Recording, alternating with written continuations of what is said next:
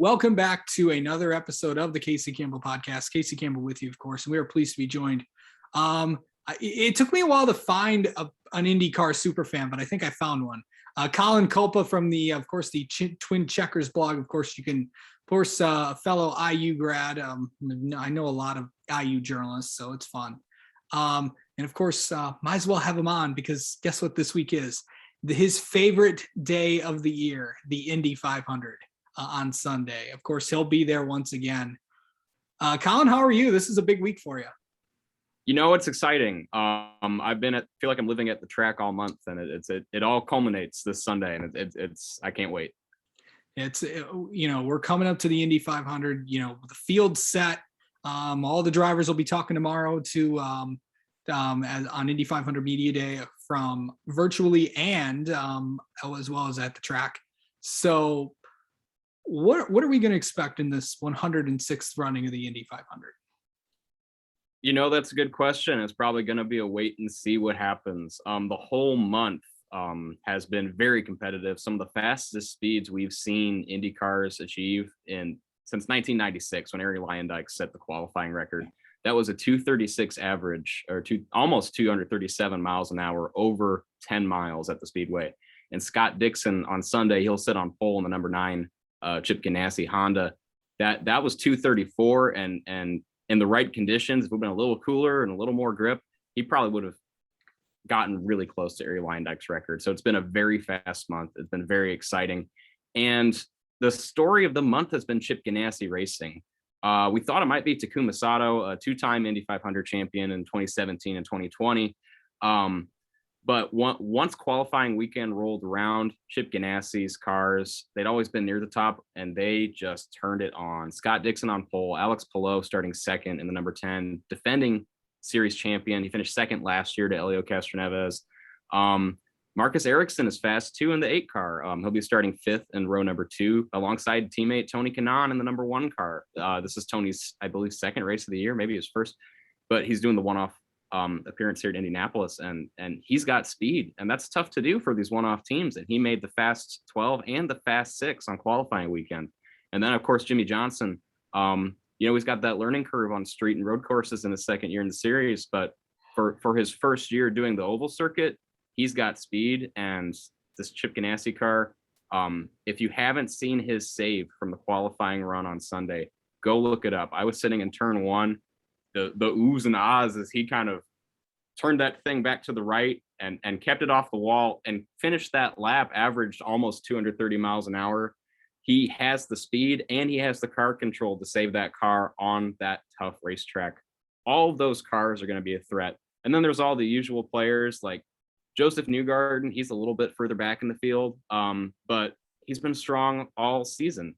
Those Penske cars, they seem to have real speed. It might not have been in qualifying, but when race day comes around, they'll be able to cut through the field and make gains. And all of the former Indy 500 champions are always a threat because they know what it takes to win. Yeah, for sure.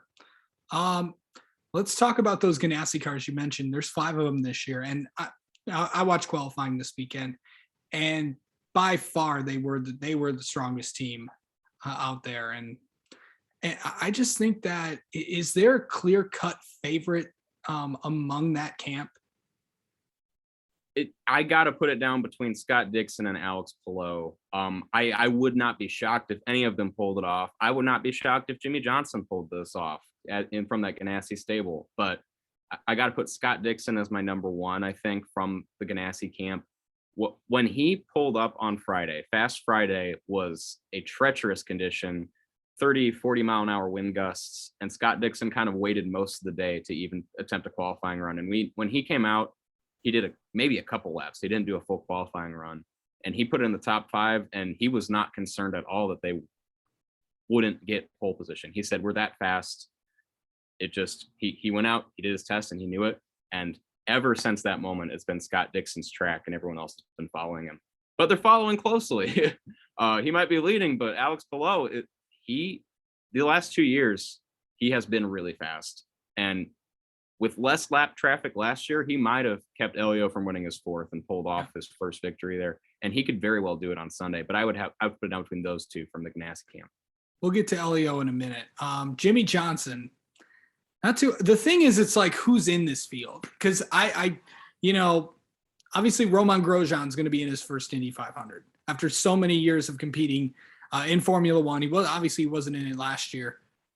Now you have, and then also you have a 7-time NASCAR champion.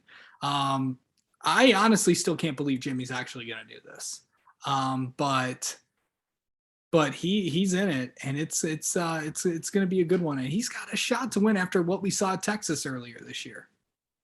He really does. I mean, that was a great, that was his welcome party at IndyCar. He'd been there a year, and among fans, it's probably like, oh, he might spin, he might not finish last if someone wrecks, and that's of no insult to Jimmie Johnson. These cars are hard to drive, and they're very different than stock cars. But when he pulled up at Texas and finished up almost with the top 5, coming home in 6th that weekend, I believe, that shows that Jimmie Johnson knows how to drive these cars in the right conditions. And I forget how many times on the broadcast, because I was at the track, but James Hinchcliffe on the NBC broadcast pointed out that Jimmie has completed hundreds of 500-mile races in NASCAR, or at least 400-mile races, long-term endurance style oval races. And he knows what it takes to win at Indianapolis. He's done it 4 times in a stock car. And if he puts everything together on Sunday, he will be a threat. I don't know that he's the favorite, but if you're going to tier list, he's probably in that A tier more than he is in that B tier. And if everything goes right for him, he could shock a lot of people. And Romain Grosjean too. You mentioned him, the rookie, to the Indy 500. His first year at Andretti. Andretti always puts together fast cars at Indianapolis, and it might be his second oval race ever, but he can put it together too. He's in that top 12. It seems like Andretti hasn't really, because I was watching qualifying on Saturday, and it just seemed like they did not have it together, and really just not.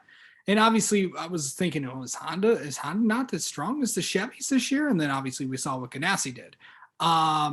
But it just seems like those Andretti cars aren't as strong as really than we've had in the past, because Colton had engine trouble, Marco had engine trouble. Rossi did not do as well as he wanted. Roman probably did the best out of them, and then of course you got Devlin as well.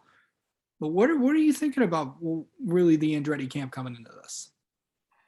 The Andretti camp they've had a lot of turnover in the last couple of years. I think back to 2016 when Rossi, with the affiliated Brian Herta Autosport entry in the 98, pulled off that fuel economy run to win.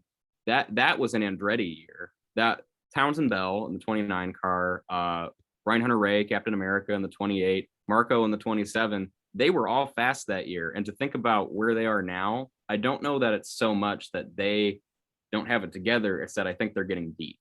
I don't think they've taken a step back from last year, but everyone else has taken a step up. And I can't speak for what goes on in that garage area. And that Andretti team has won before, so they know what it takes to win at Indianapolis on Sunday. But the speed is not, so far this month, has not been where Ganassi and Ed Carpenter Racing and even some of the Penske cars, and Penske's not dominating the month either. So it may take luck for one of the Andretti cars to win, but if Rossi has the right setup on Sunday, he'll pull off crazy passes to get himself in position. Oh, yeah. And he probably would have been more of a factor last year if it weren't for the incidents in pit lane and the other things that kept him from contending at the end. I took Scott Dixon out of it too. Scott Dixon, not an Andretti car, but he was involved in those pit lane issues as well. But yeah, I would say the Andretti cars, Colton Herta even, who has dominated the Indy GP in those really, really sketchy conditions, hasn't seemed to have had the speed. And yeah, the whole team has been plagued with these engine issues. So it's also possible now the engine issues are out of the way, they are going to avoid them on Sunday. That's also a possibility. Get all the bugs out early, and then on carb day and on Sunday, show up with lots of speed. Yeah, Honda hopes 2017 won't ever happen again. That was a rough year for them. I'm actually literally, before we came on, I'm actually literally, as of time of recording, which is May 25th of 2022, I'm literally watching before we came on and talked with you, I was watching the 2017 500. So, of course, Fernando's first 500. I left off at the part where Dixon had that big crash and stuff. And obviously, and I was thinking about this, the cars look so different now with all the, with the aero screens on there, and my goodness. Just good to see how far safety has come in a very dangerous sport. Sport's still dangerous. Racing will always be dangerous, but the safety of the cars have came so far than what it is the past few years. I want to also mention this. We're going like team by team. There's like 3 or 4 teams I want to also mention. Coin with Sato, with the Rick Ware affiliation. But the other one, we know Taku is always fast there. David Malukas with that HMD power on there. He's had 13th. He missed out on the Fast 12. I think he's got a shot. He's got a shot. He's got a shot. You know, they're outside of the first 2 rows, which I think, you know, would be that S tier. The people with legitimate shots goes all the way back to the rest of the field. David Malukas was a dark horse pick I had for winning the pole position because I saw the speed those Dale Coyne cars had leading into Saturday. And if the rain would have held off and the track would have cooled down on Saturday, I feel like David Malukas would have made it into the Fast 12. But he went when he did, and he didn't get a chance to go again. If he had another shot, I think he would have. And yeah, he's working with Sato. Sato, no attack, no chance, right? Some of that's going to rub off on the rookie David Malukas. So I wouldn't be shocked if David was up there in the top 10 and top 5 when it comes down to it, and pulling off some passes in the style of his teammate. Okay. Ed Carpenter Racing. Is Ed Carpenter Racing is the hometown team. That's for sure. Connor Daly grew up in Noblesville, just north of Indianapolis. Ed Carpenter went to Butler, and, you know, he's from Indianapolis. Those 2 cars will be contenders, not because of anything they do to the cars, because those drivers might want it as much as anyone else in the field. They know how much it means to them. And Rinus VeeKay, I forget the stat, but he might have an average qualifying of his times in Indianapolis, that's single digit average qualifying position, and he's just fast, you know. Those Ed Carpenter cars, they'll be involved, and they have speed. They're the fastest Chevy team. They usually are on Saturdays and Sundays, a qualifying weekend. But if they can put it, well, Connor Daly last year led the most laps in the race, and kind of was swapping back and forth with Rinus VeeKay until pit strategy took over. Yeah. That they didn't fall behind. They are on the cutting edge of Indianapolis, and they'll be a threat. Final team I want to mention, Arrow McLaren. Where do you think they're at? Because they got Juan, who struggled in qualifying, but who knows? We've seen him in the past. Of course, you were at the 15,500. You know how he was able to climb his way back up. Then you got Pato and Felix up in the front of the field. Yeah, I mean, Pato and Felix made that Fast 12 shootout, and they qualified in the top 6 on Saturday. Couldn't quite put it together on Sunday in different conditions, but Montoya came back from, I want to say, 31st or 32nd on the day he won in 2015. And he's going to start 30th, so he might have less of a climb to make than he did that day. So if he can have the right setup with enough cautions, he could get back into it. But from that far back, I worry that, you know, a heroic effort, kind of like Simon Pagenaud last year, might only result in a 5th or a 6th place finish, which would be impressive and shouldn't be discounted. But they don't have podium celebrations at the 500. They only let one person drink the milk. Pato could be that guy. The Honda seemed to have the outright pace last weekend, but Chevy has it together for race trim. I talked about the Penske cars earlier, and Arrow McLaren is right there as well. Pato's been fast all month on the road course and on the oval, and Felix Rosenquist has been right there with him. They'll both be looking to make their way up through the field on Sunday, and they just might. Yeah. Helio is going to make his way up, going to try to make his way up through the field. And I was going to say this. Yeah, the Meyer-Shane cars have not done well this past weekend. But after what happened last year, there is nothing that Helio cannot do. Because I did not think honestly enough, he's been trying to go for number 4, and he got it last year. Now to try to go for number 5. Yes, AJ Foyt is a 5-time winner of the 500 as a driver and owner, but if Helio gets it done, he'd be the first 5-time winner of the 500 as a driver. He would, and I don't know if he can get it done on Sunday. I know that driver knows what he needs. I don't know if Meyer-Shank has got it together. I hate to put this on them, and I can't speak for what happens to that team, but it almost seems like there's been a hangover effect since last May. I think back to all the times Helio had the part-time schedule last year doing some SRX and some other one-offs and other series. But when he would hop back in the IndyCar after that win, it didn't seem like he was as fast as he was before the win, which is fine. He's a 4-time IndyCar champion, or not IndyCar, 4-time Indy 500 champion. He can do whatever he wants in the state of Indiana and in the IndyCar series. But it seems like the speed has been not as much as it could be. And I think back to last year, he maybe wasn't the favorite, but he was in the Fast 9, I believe, last year, or he had the qualifying speed and he had the race pace. Starting from 27th, he's kind of in the same boat as his former teammate, Juan Pablo Montoya. Yeah. He's going to have a lot on his plate trying to move his way through the field. I would almost say if Meyer-Shank is going to win on Sunday, it's probably going to come from Simon Pagenaud, the 2019 winner with Team Penske. He had a rough qualifying draw in 30th for the second year in a row on a different team now. But with that in mind, him and Connor Daly kind of are kindred spirits from different teams and different engines, and that if they had better qualifying draws, they'd probably be fighting for that Fast 12 or had another chance later in the day. If Meyer-Shank is going to win, I don't think it'll come from Helio. I don't think the drive for 5 will end this year. It will continue into next year, but I do think Simon Pagenaud probably has the best shot from Meyer-Shank. Yeah.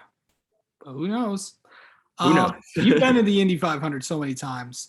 All the time-honored traditions of, the singing of Back Home Again in Indiana or the playing of taps or really anything. What is that day like from everything that's happened? That you've been to so many of them. What's your favorite part about what's going to happen on Sunday? You just can't say enough about how much effort the Indianapolis Motor Speedway and Roger Penske, the Holman family before them, puts into making such a great fan experience. And this day means so much for residents of the state of Indiana and a lot of people in the Midwest, but I'll claim this is an Indiana thing since it's the Indianapolis 500. It just means so much. And you can see it on TV, but until you experience it, that's when you get it,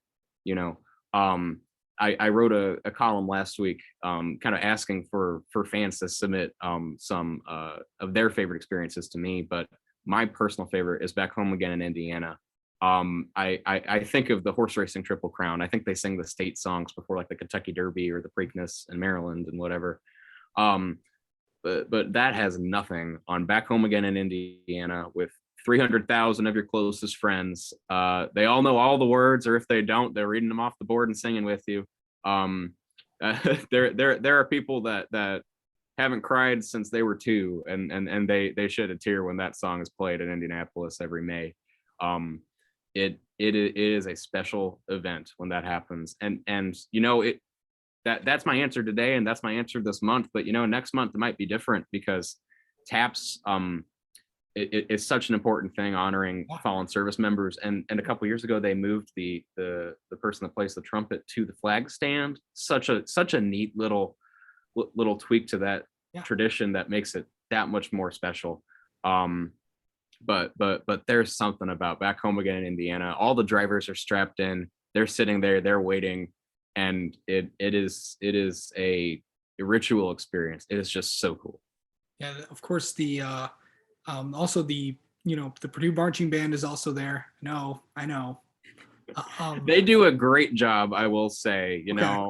Credit where credit is due. When they hit those first couple notes, you're in for a treat. Yeah. Okay, so we've reached this point. Do you have a pick for the Indy 500? I told you before we started recording, it might come to me during the recording, and it's gonna be hard for me to pick against Scott Dixon. I think he's my pick. He's been fast all month. He's almost been waiting this season. You know, Iceman is supposed to be great everywhere, and there've been some uncharacteristic mistakes this season, and that team hasn't been the dominant team you think they would be. But sometimes when you think that's happening with Scott Dixon, he kicks it in near the end of the season, and we're not near that point yet. But it might have taken just a couple races for him and the 9 crew to get it together. And if they were waiting for May, that great timing. It's going to be hard to beat Scott Dixon. It will be possible, but it will take a perfect day to beat Scott Dixon on Sunday. Yeah, and who knows what's going to happen in this 500. I'm not. I've been waiting. I don't know. I don't know, but but those like you said, the Ganassi cars are strong, but those Chevys are strong as well. I think Rinus VK is going to get it done. I'll take him. That's not a bad pick of the Carpenter stable, because you said those Chevys are strong in race trim. Yeah, that team had the outright speed on qualifying day. Rinus could very well get it done. And something to think about that hasn't really been a factor so far this May is fuel strategy. Last year, the only 2 cautions happened when Graham Rahal had an insecure tire come off his car leaving pit road, and Simona Di Silvestro had braking issues coming into pit lane. There were not any incidents on track beyond those last May. And if it's another one of those races, which is fine by me, because seeing those teams and drivers at their peak for as long as possible is great. I love that about the Indy 500 and IndyCar. But if it's a fuel strategy race, you're going to see a dichotomy between Honda teams and Chevy teams. And, with all the tweaks, I'm not sure which one is going to come out with the best fuel strategy and the best speed when you factor that in. So you may not have a favorite until lap 150, and then it might change by lap 180 and 190. Who knows? Yeah. Or we could see a lot of cautions like we did in 15, which kind of helped Juan Pablo Montoya get through the field. That's true. All those guys at the back that know how to carve their way with a couple cautions, they'll be right up front. 17's another race where that had a ton of cautions. Yeah, and I always feel this is helpful to remember for fans. IndyCar fans know this, but sometimes NASCAR fans that don't always watch IndyCar, this is helpful. There's no green-white checker. Right. So, that adds that intensity when it's late in the race. You can't wait to make your move. Helio got fortunate last year. If you go back and watch that finish, he was in second behind Alex Palou, and he timed his pass for the lap traffic so that Alex Palou couldn't get back by. Caution had come out. Alex Palou is your winner last year, or even sooner than that. If they can't get the race restarted, that's it. So they go 500 miles at Indianapolis, no more, and only less if it rains, which it will not on Sunday. So say that now, and then it will. It is Indiana. It is. That is true. Castroneves probably had to learn from 17 after him and Sato went at it, or 14 when he and Hunter Ray went at it a little bit. And to talk a little bit more about that was such a special moment for Castroneves, because it was the 4th. He's a fan favorite, but he had those missed opportunities. I can't think of other 4-time winners that came second so often between their 3rd and 4th win. Of course, that was before my time, so maybe it did happen, but it had built up, and that's why last year was so cool. Yeah, I watched the 2001 500 earlier this week, so good stuff there. But Colin, enjoy Sunday, enjoy the Indy 500. You're gonna have a good day out there in Indiana. Well, it is a national holiday in the state of Indiana. Enjoy the race. Thanks for coming on, and we'll have you on again later on this year. Sounds great. Thank you, and enjoy the race as well.